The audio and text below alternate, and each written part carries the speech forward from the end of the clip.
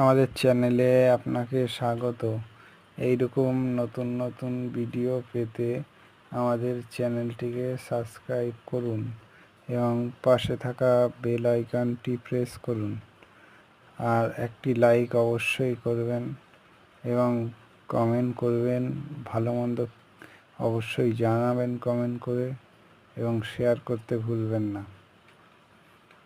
ভিডিওটি শেষ অবধি দেখার জন্য অনেক অনেক ধন্যবাদ।